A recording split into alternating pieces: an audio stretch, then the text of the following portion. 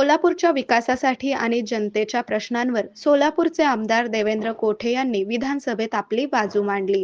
कोठे यांनी यावेळी आरोग्य, शिक्षण, प्रलंबित प्रकल्प, पाणी आणि पायाभूत सुविधा, B2 जमिनीचा प्रश्न आदी मागण्या अर्थसंकल्पीय अधिवेशन 2026 मध्ये मांडल्या.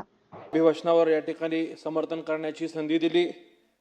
माननीय महामहिम राज्यपाल महोदयांनी कालच्या त्यांच्या भाषणामध्ये जी भूमिका मांडली, महाराष्ट्र राज्याचे मुख्यमंत्री देवेंद्रजी फडणवीस साहेब व महायुती सरकारच्या नेतृत्वात हे महाराष्ट्र राज्य कशा पद्धतीने प्रगती करतोय या विकास कामांचा आरसा त्यांनी संपूर्ण महाराष्ट्राच्या समोर मांडला.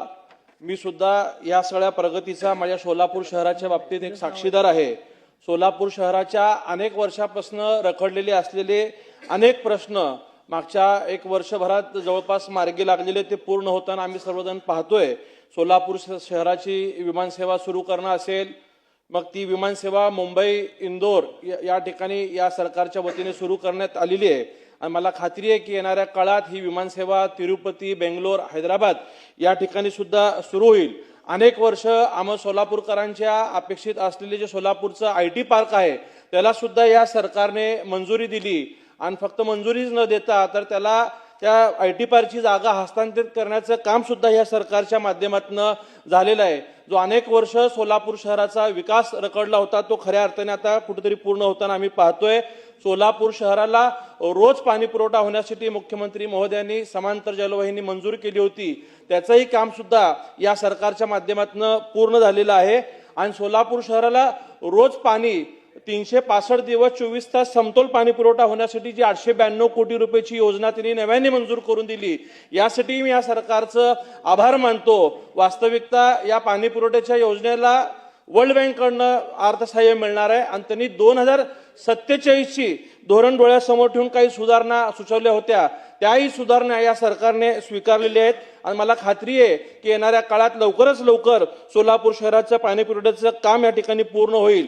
माझ्या मतदारसंघातील अक्कलकोट रोड MIDC येथील मूलभूत सुविधा म्हणजे जसे की रस्ते मागच्या 40 वर्षापासून त्या ठिकाणी होत नव्हते. अत्यंत दुरावस्था असलेल्या ह्या रस्त्याला या महाराष्ट्र सरकारने विशेषतः मुख्यमंत्री देवेंद्र फडणवीस साहेबांनी एकाच वेळी जवळपास 56 कोटी रुपयाची मंजुरी त्या ठिकाणी दिलेली आहे. लवकरच हे महाराष्ट्र सरकार त्या योजनेला अंतिम मंजुरी या ठिकाणी देईल हाही मला विश्वास त्या ठिकाणी वाटतोय.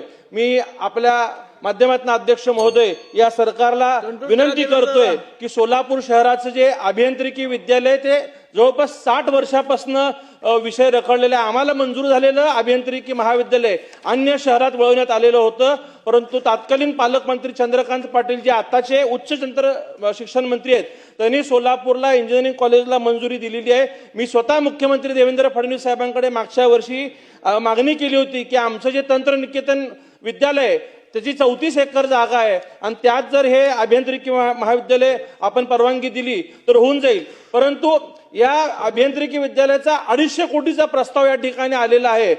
मला आपल्या माध्यमातून सरकारला विनंती आहे की ह्या सरकारने त्या 250 कोटीला या बजेटमध्ये तरतूद देऊन येणाऱ्या काळात ते अभियांत्रिकी विद्यालय देखील सुरू करावं.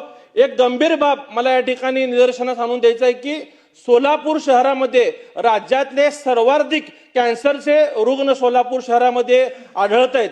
त्याचं कारण म्हणलं तर अनेक वर्ष लोकांना वाटायचं की सोलापूर हे विडी कामगारांचं शहर आहे आणि विडीमुळे या ठिकाणी कॅन्सरचे रुग्ण आढळतात. पण काही तज्ज्ञांचं असं मत आहे की सोलापूर शहराला जो पाणी पुरवठा केला जातो तो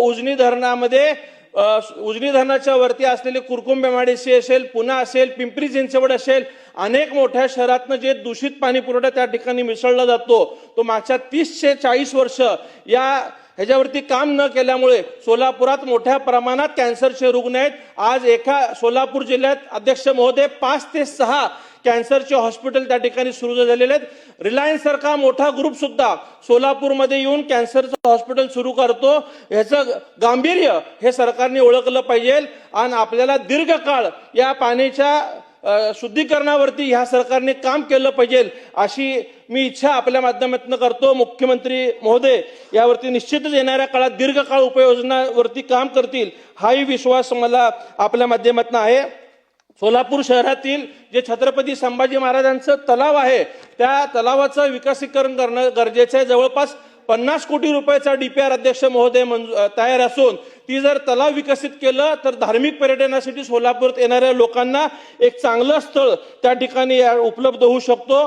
आणि अध्यक्ष महोदय, सोलापूर शहराला जे 2 उड्डाण पूल मागच्या 10 वर्षापासून मंजूर आहेत, केंद्रीय नितीन गडकरी साहेबांकडनं त्याचं भूमिपूजन सुद्धा झालेलं आहे, त्याचंही काम अद्यापपर्यंत सुरू झालेलं नाहीये। काही केंद्र सरकारच्या आणि राज्य सरकारच्या जागा अद्याप ताब्यात मिळालेल्या नाहीत। मुख्यमंत्री देवेंद्र फडणवीस साहेबांनी लवकरच ह्याच्यावर एक बैठक घेऊन ह्या जागा हस्तांतरित करण्याचं जर नियोजन केलं तर हे काम लवकर सुरू होऊ शकतो, हे मला खात्री आहे। आणखीन एक अध्यक्ष महोदय, एक गंभीर प्रश्न सोलापूर शहराचा जो आहे तो म्हणजे B2चा आहे। मग सोलापूर शहरातील 13 कामगारांच्या चाळी असतील, मोरारजी पेठ असेल, सिव्हिल लाईन असेल, गुरुनानक नगर भागातील 21 सोसायटी असतील, ज्यात की एकता नगर, कर्णिक नगर, या सगळ्या सोसायटींवरती चुकीच्या पद्धतीचा B2 लागलेला आहे। तात्कालीन त्यावेळीच्या ब्रिटिश सरकार असलेल्या कलेक्टरांनी शहराचा विकास करताना त्या जमिनी त्या लोकांना विकल्या होता आणि मागच्या 60 ते 70 वर्षामध्ये कधी खरेदी विक्री सर संपवतो कधी त्याची खरेदी विक्री थांबवली नव्हती। प्रत्येकाला बांधकाम परमिशन, वापर परमिशन सुद्धा मिळायचं, परंतु कालच्या महाविकास आघाडीच्या सरकारमध्ये येऊन याच्यावरती बंदी आणण्यात आली। त्यामुळे आज या लोकांना ना बांधकाम परवाना मिळतो ना खरेदी विक्री करता येते।